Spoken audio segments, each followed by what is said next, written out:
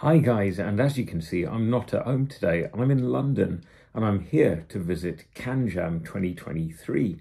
I'm hoping to test some new headphones, some new IEMs, meet some fantastic people and generally have a great time. I'll keep you updated on that.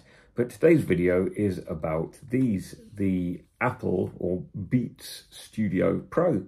These are Beats's top of the line wireless active noise cancelling headphones, which were just released a few weeks ago here in the UK, and I've been testing them out to see how they compare with the much more expensive AirPods Max. Spoiler alert, for most people, I think that the Beats Studio Pro are the far better option. Let's take a closer look at them. So the first thing to say is, unlike the AirPods Max, you actually get some decent accessories with the Beats Studio Pro. They cost £349, £200 cheaper than the AirPods Max here in the UK. And for that, you actually get a decent case to put the headphones in. Now, it looks massive on the video, but actually it's a really nice compact case. It's soft, but with plenty of padding. And inside you will find not only a USB-C to C cable, and yes, these do charge by USB-C, no more lightning here, which is fantastic. But you also get an audio jack adapter, so you can listen to these plugged into the 3.5mm output, and you can also use them in direct DAC mode, plugged into a computer or a phone with the USB-C connection. This is functionality, remember, which is limited on the AirPods Max, and you have to buy for £35 an audio cable just to use it plugged in. So it's a clear win for the Beats Studio Pro when it comes to accessories. Now, when it comes to the build of the Beats Studio Pro, they obviously don't feel as premium as the AirPods Max. They are pretty plasticky, but there is some nice padding on the ear cups, which are nice and soft, and the headband is reasonably cushioned. Now, plastic headphones can often be a bit creaky, which is off-putting when you're walking around. Thankfully, these are creak-free. They fold up completely like that to go in the case, and they're very compact in that form. The ear cups don't have any swivel, so if you have oddly angled ears, then perhaps you might find them a bit uncomfortable. The other aspect of the ear cups is they're just not that big. So on my ears, they just about go all the way around, making them over-ear headphones. But if you've got particularly huge ears, then you might find that they're on-ear headphones, and that can lead to discomfort with the pressure of the pads on the cartilage of your ears. Now, I wore them all day yesterday around London, on the underground, on the train, etc., and I didn't feel the need to take them off due to head pressure or clamp force. I did find, however, that my ears got a little bit sweaty with prolonged use because of the synthetic materials. Now, in terms of connectivity, the great news with these, again, over the AirPods Max, is they work equally well with fast pairing over Android as well as with iOS and Apple devices. Once you've paired them to your ID, you'll see them on all your other devices.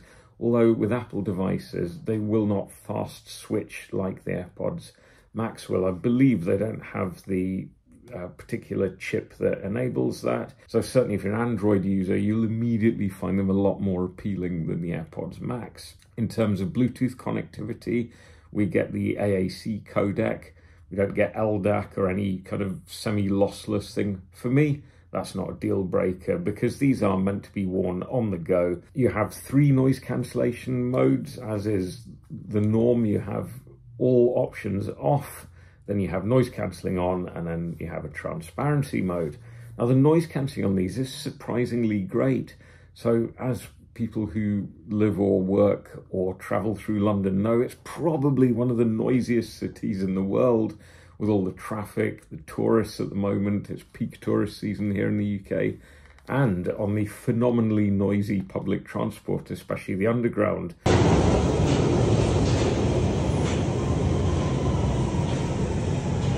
And these did a tremendously good job at noise reduction. They certainly don't cut out all frequencies, and higher frequencies do get through. Oh, sorry for breaking in. I just wanted to add the time when the noise cancelling isn't great is when you're walking down a windy street, actually, like today, and then you get this horrible kind of wind whistling noise, which makes listening to music quite tricky. Transparency mode, not quite as good as the AirPods Max. So now we come on to the biggie. How do these sound? Because you'll of course be aware that Beats headphones have traditionally been plagued by overbearing bass, shrill treble, and an absolutely compressed and thin sounding mid-range. Now, I personally have only ever heard a really ancient pair of wired Beats back in the day, and they sounded awful. So imagine my surprise when I put these on and they sound balanced and musical and not at all boomy, but actually they feature a very nice, taut and groovy, yeah, that's the word, groovy bass. The mid-range is excellent. It's still probably slightly on the thin side, but not massively so. And vocals sound really expressive, really well presented, front and center in the mix, as they should be in most cases, and just great fun to listen to. Clarity is good, timbre is good of all mid-range instruments, so it's actually really pleasant to listen to classical music on these as well. And the treble hits just right. It's not hot, it's in fact less hot than the treble on the AirPods Max. It's sweet and expressive. Overall, the frequency response is excellent, and I really, really enjoy listening to them. They just sound, for want of a better word, musical and enjoyable.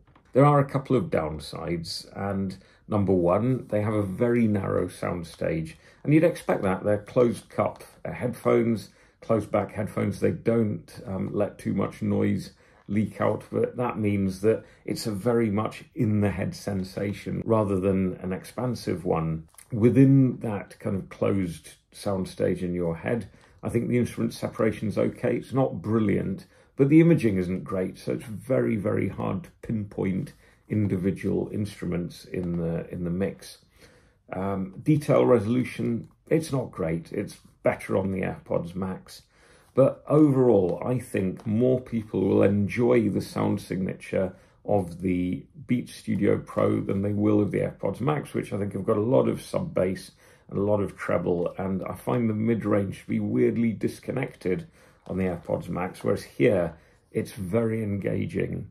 So yeah, I think for £200 less, these offer at least equivalent, if not better, sound quality to the AirPods Max. To get a better soundstage and a more involving listen, I think you need to go to something like the Focal Batiste, but remember that's £700, twice the cost of the Beats Studio Pro. So yeah, that knockout combination of portability, decent accessories, comfort, and great sound quality for the price make these my new go-to Bluetooth noise cancelling headphones when I'm out and about. Those are my thoughts on the Beats Studio Pro. But let me know what you think in the comments section below. It's always great to hear from you. If you enjoy the content, consider subscribing, and I'll see you very soon on the next video.